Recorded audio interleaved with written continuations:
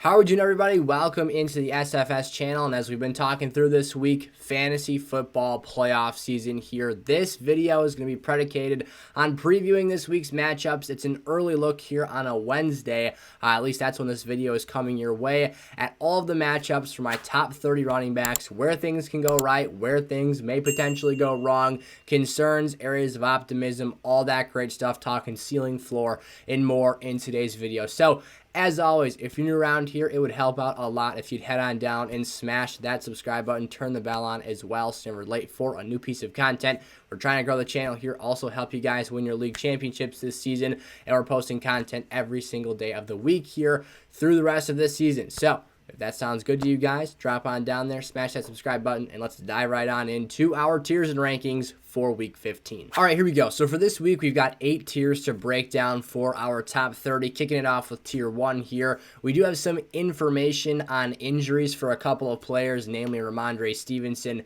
and Kenneth Walker, that I'm going to cover to the best of my ability in this episode. But as I'm recording it late Tuesday evening, and this again coming to you on Wednesday, there isn't a whole lot that we do know for certain here. But again, we'll break that down when the time comes in today's video.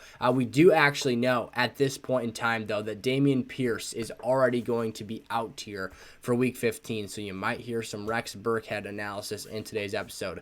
Christian McCaffrey, Derrick Henry, Austin Eckler, and Josh Jacobs are my top 4 running backs for this week. I absolutely love CMC's opportunity here on Thursday night against a Seattle bunch that has struggled against the run this season. We also have seen CMC's target opportunities go through the roof in a short stint here with Brock Purdy now entering into his second start. For Derrick Henry at Los Angeles is another super favorable matchup. Austin Eckler against Tennessee, incredibly dynamic. And that Chargers offense finally feels right with both their top receivers in the lineup, obviously just opening up a more balanced approach here. And then for Josh Jacobs at New England, or at home against New England, rather, this is the, tougher of the first 4 opponents, but we did see James Conner this past week having some success catching the football, of course. Josh, a fundamental piece of this offense, as long as his touch count isn't limited with his finger issue. We did see that little kind of wrap splint in the game that they did use to hopefully help him manage that injury on, Thursday night against the Rams.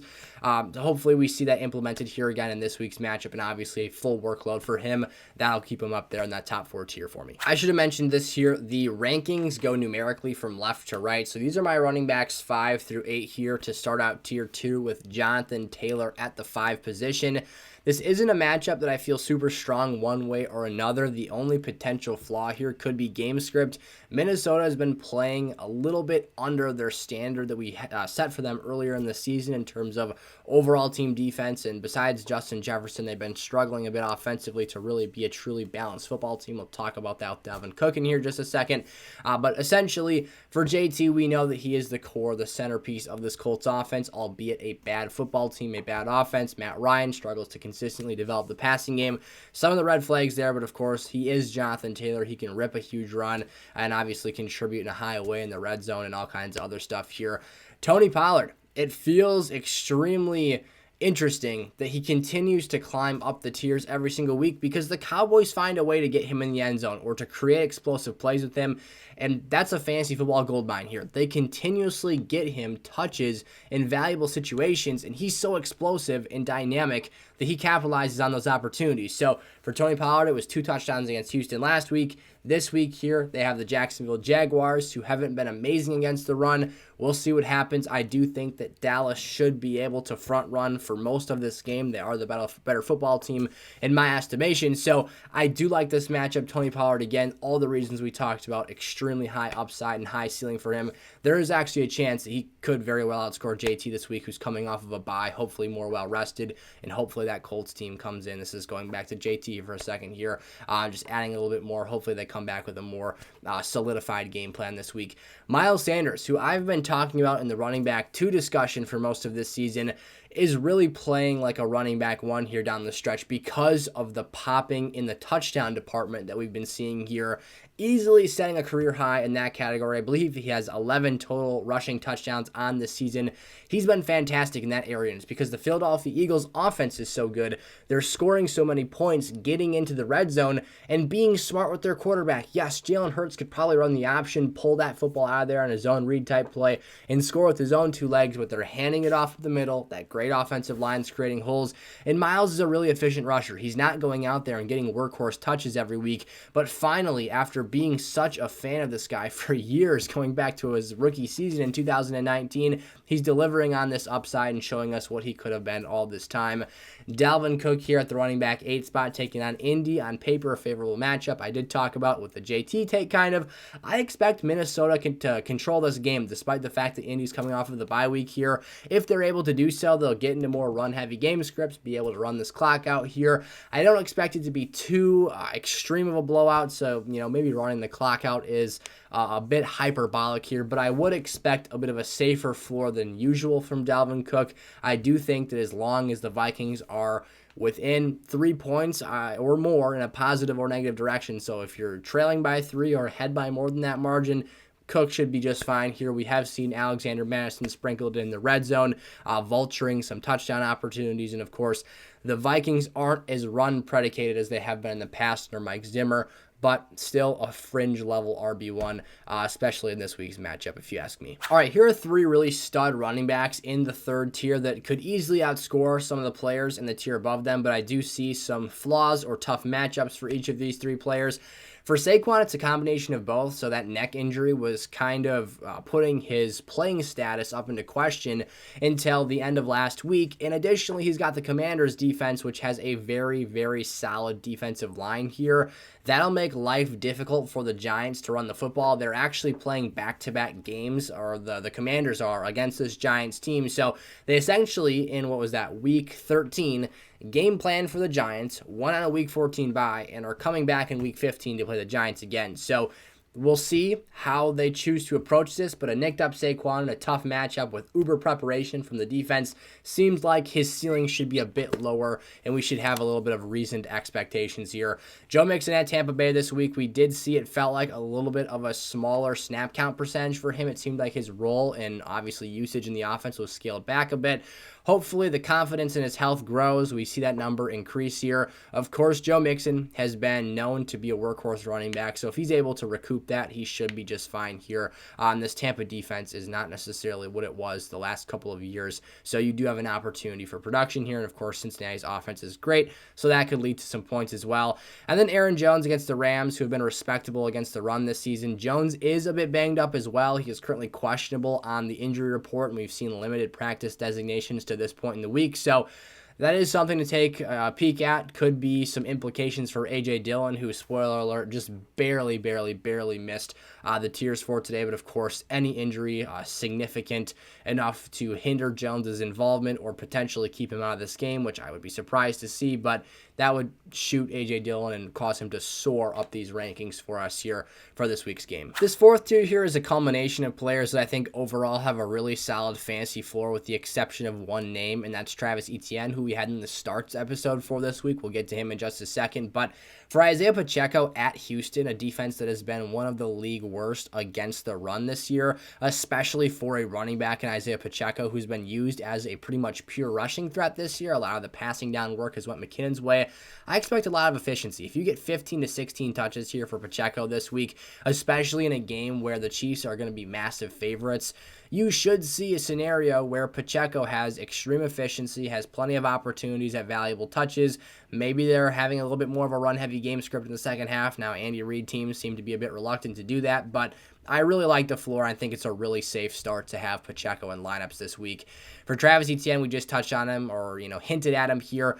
This Dallas matchup, I've talked about this matchup for opposing running backs against the Cowboys for weeks, but teams' best option, although the Cowboys are not terrible at stopping the run, the best option for 99% of NFL offenses, instead of dropping back and passing and allowing these guys to pin their ears back and tee off on your quarterback, is to try and establish a run game for the entire game and keep it as close as possible. This was the approach used last week by the Texans. It allowed them to stay close as a 1-10 team against this, Dallas Cowboys team that a lot of us think are obviously legitimate playoff contenders. And that should not be an exception here for the Jacksonville Jaguars. Now, especially since that foot issue for Etienne, things have been a bit shaky. He averaged under 2 yards per carry on 17 rushing attempts last week, which is pretty bad. He's been miserable for the last month as well. But this Jags team is trying to make some noise here. They are not eliminated from the playoff discussion. If they get a huge upset win, that would go a long way for them in the AFC South, competing against the Tennessee Titans. But all that stuff pushed to the side here. He's so incredibly dynamic. He's so explosive. I think the ceiling is the intrigue here. It's potentially weak winning ceiling potential in terms of him being capable of going ballistic in any given game. Is if he gets an open field opportunity, he could take off and, call up the house. So we'll see what happens with Etienne here. Not the safest start in the world, but I would say of this tier, he has the highest ceiling. Ezekiel Elliott, the other Cowboys running back, it's quite surprising to me, honestly, that I have two of these guys in the top 14, but things have progressed and developed well for this offense. You're seeing a really good football team that has seen ways and shown us that they are capable of producing and sustaining two relevant fantasy running backs. That's not something you typically see, but with the positive game scripts this team gets, with the amount of quality opportunities in the red zone this team creates, you're getting goal line rushing attempts for Ezekiel Elliott. You're getting, sweeps and halfback tosses and passing routes out of the backfield for Tony Pollard. Both of these guys have been scoring touchdowns as of late. Both of these guys have found niche roles to be productive, and it's working. And again, I talked through the Jacksonville matchup here with Tony Pollard, but not necessarily something that scares me. I think that Dallas can move the ball up and down the field on this team. AK, another one of our starts for this week. Actually, this is 4 straight starters in a row in this tier for us. In terms of our must-start video, we've got Pacheco, Etienne, Zeke, and AK.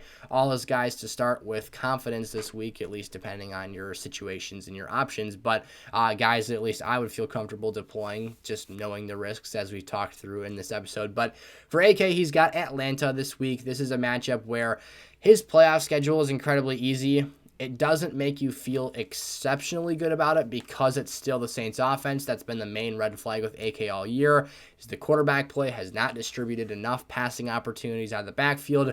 Yes, he should be able to eat up these matchups, but he has to get the touches and the opportunities to do so.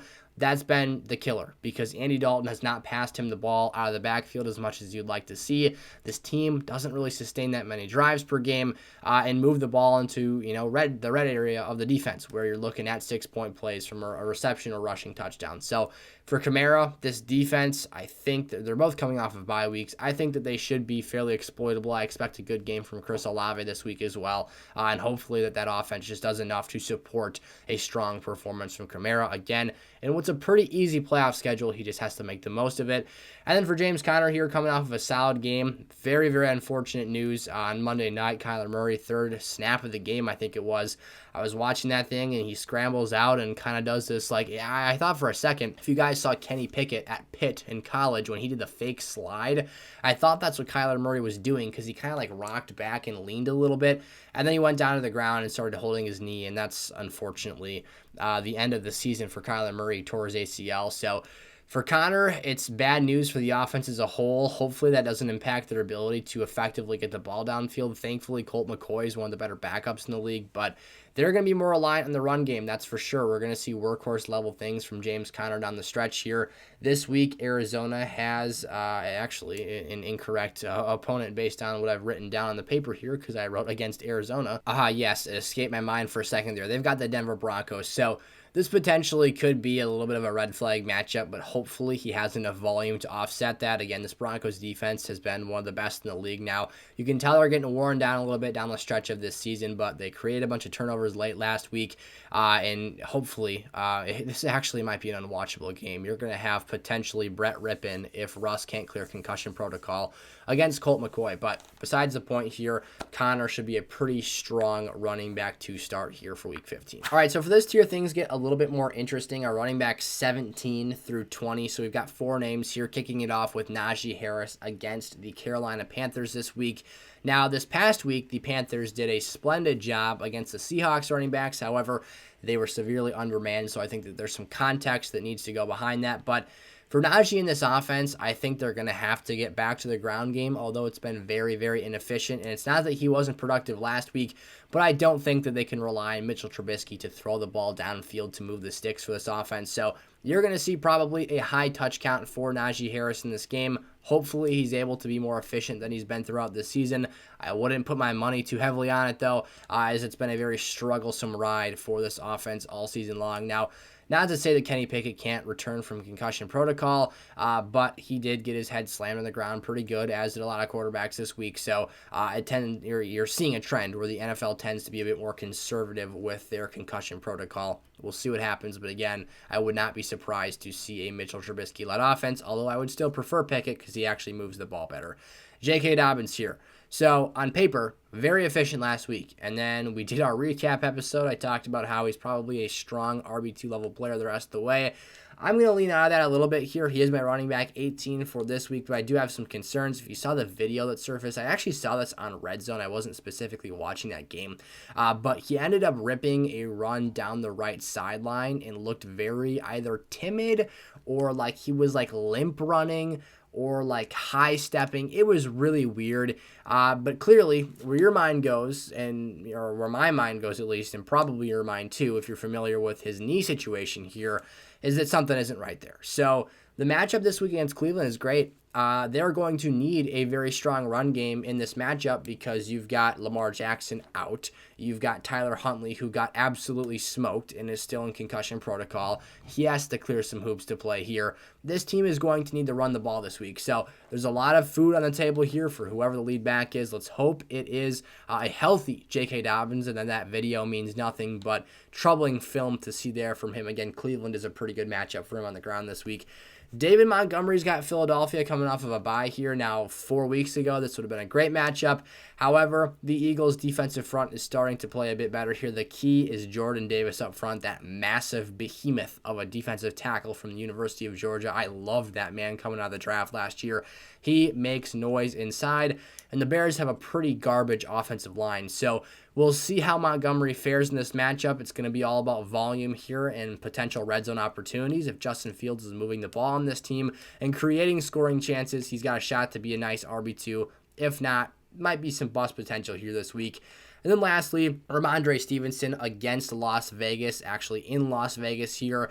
There is one reason and one reason alone that he is this low, and that's uncertainty. Again, as I said earlier in this video, if you missed it, this is being recorded late Tuesday evening, so he might get ruled out this week. He might not play. I don't have an official answer. I checked multiple sources before recording this episode just to make sure.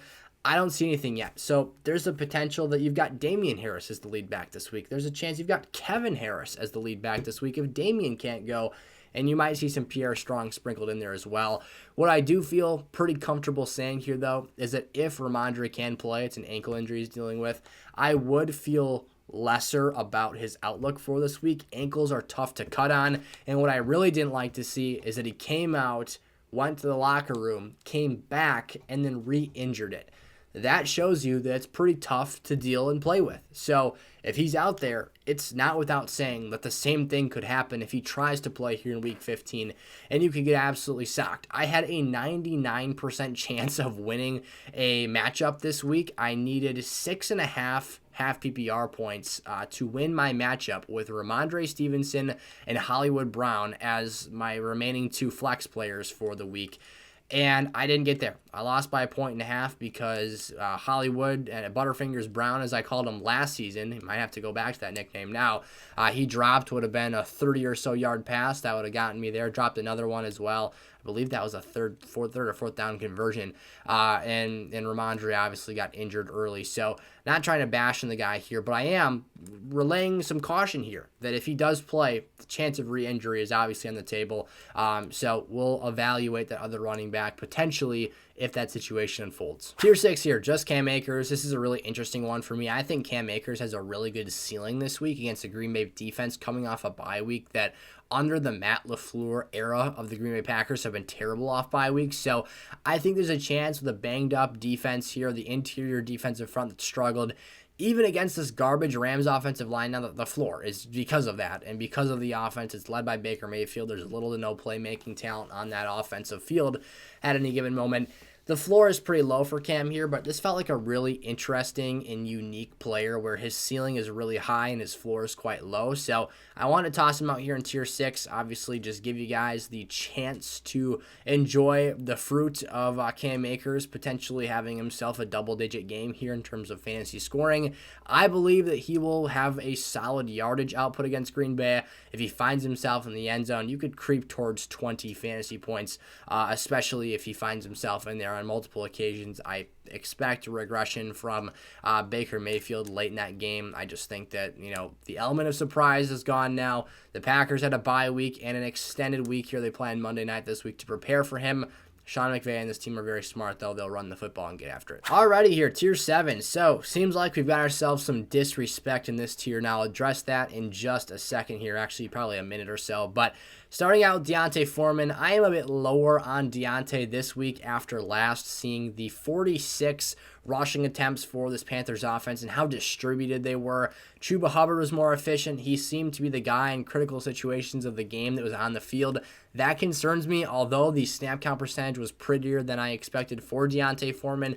I didn't love the overall use. You had red zone touches being divvied up here. One of the reasons we've loved D'Onta Foreman this season is because they get inside the 10-yard line. It's not a question who's on the football field for this team. This past week it was. So for Pittsburgh, maybe he bounces back here. But at the end of the day, I do have lowered expectations for him. And I think that if he's going to see some of those pivotal roles spread out to other players, we have to lower our expectations for this week's games. For Brian Robinson here, again, second game consecutively playing the Giants off of a bye week in the middle there. For B-Rob, this is a guy who ran for nearly 100 yards. It was 21 for 96 in the Week 13 matchup. So clearly this team thinks they can establish the run, play power football, get after it. His ceiling isn't super high. He's probably more of a floor play, especially in standard formats, not catching a whole bunch of passes. So keep that in mind. Rachaad White here saw 53% of the snap count percentage for the Bucs this week. He's the more explosive back to me. He managed to have, 77 scrimmage yards in an absolute trouncing by the San Francisco 49ers. An incredibly difficult defensive matchup to go up against. Now, at the end of the day, this team got blown out, so maybe part of the reason he's on the field so much is he's a good pass catcher. But, against Cincinnati this week, I think the Bucs will recover a little bit here, and they are a pretty tough unit against the run. He'll probably need to catch some passes here and hope that Lenny doesn't score any goal line opportunities, which, is a very, very potentially, it's a situation that could come to reality. Let's just put it that way. For Ken Walker here, this is the disrespect I alluded to in the top of the take. So for me, first and foremost, if I'm getting a healthy Ken Walker, he's going way up the tiers here. There's uncertainty, and there's also an absolutely horrendously, terrifyingly, tragically placed schedule for Seattle here that makes me uber concerned about this game. First and foremost, I don't like ankle injuries. They are scary, especially for running backs, the position aside from wide receiver that is cutting the most on the football field. You need to be very ginger on those ankles. And of course, if he has this weird ankle strain injury still hampering him here, who knows how healthy and, how much of himself he'll be for this contest. Additionally, it's a short week, Thursday Night Football, limiting his recovery time. Third of all, he's got the San Francisco 49ers, arguably, actually, it's really not an argument. They are this team, or this season's most terrifying defense. They fly around the field. They've been on an absolute tear as of late. And again, although they did allow 77 scrimmage yards to a guy in Rachaad White last week, I'm not so sure how the Seattle team that scored 7 points in the first meeting back in week 2 is going to fare. I think that this could get really ugly for Seattle, especially if they can't establish the run here. And I just worry about the effectiveness of this offense as a whole. So there is the potential Ken doesn't play. There's also the potential that others are more heavily involved than usual when Walker's healthy simply because of health concerns. So a lot to keep an eye on here until Thursday. We've got over 48 hours at the time of recording this, about 36 or so when you guys are watching this. Hoping the best for him. I've got him in a lot of leagues, so believe me, I am dependent on Ken Walker's potential success this week. I'm just a little skeptical for Jamal Williams against the Jets. Another incredibly difficult matchup. You've got him bouncing back in terms of his usage. 16 rushing attempts, wasn't very efficient. I still view him as the running back to own here after last week. and he's probably the most likely to get the ball in red zone situations. Last up here, tier 8. So we've got DeAndre Swift, despite being in back-to-back rankings with Jamal Williams, a tier lower. That was purposeful here. I think that he is the more explosive playmaker. He is the higher ceiling option of the two in terms of if you get his absolute best game from him, because I think he's just a better player, but he's not getting the touches. He's not getting the work. He's not getting the opportunities. So therefore, he is the lesser valuable running back. They've got a tough matchup this week, so I'm pretty pessimistic on him there. Raheem Mostert at Buffalo this week had a pretty down, quiet game week. What was that? Week 3 when they played? I forget the initial date. I was just looking at the numbers, though.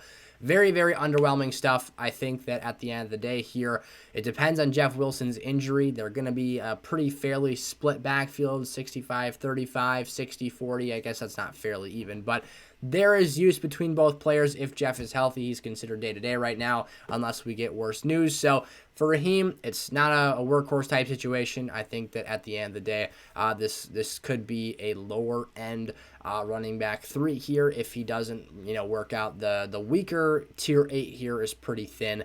Rex Burkhead, this could potentially be washed away within 24 hours here, but Dameon Pierce, based on the information I got right now, is out. So you're looking at a guy against Kansas City this week. It's a pretty good pass catching back that saw some utility in the red zone with Pierce out late against the Cowboys. He might just make a little niche for himself in your fantasy lineups. Could be a solid flex play in PPR formats. I expect this team to trail, and I'm not expecting him to go out there and be an awesome, prolific rushing threat. What I'm expecting is a whole lot of passing game work and hopefully some red zone opportunities as well.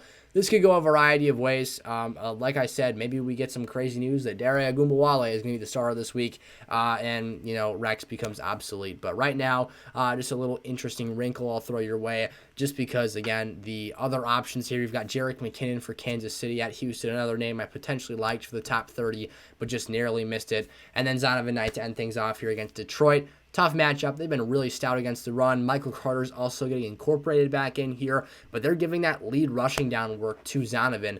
It was Carter's first game back, so we'll see how that kind of evolves here as the situation throughout the rest of the week. So there you guys have it. Thank you so much for tuning into today's episode. This was our top 30 running back tiers and rankings for Week 15 fantasy football. As always, if you have questions for me, hit me up in the community Discord server. Either myself or hopefully someone else in the community can get back to you. Also, the comments are always open. I get back to as many of those as possible, but I tend to have a higher response rate in the Discord server because it's easier for me when I get the notification on my phone that someone texted me to pop right in there and answer that question. Otherwise, that is a server with 200 plus other people that can go help you out in there. So lots of fun stuff. Check that out. The link's in the description of today's episode, and I'll see you next time. Also, our wide receiver video is out today. Check that out. I'll see you there. Peace out.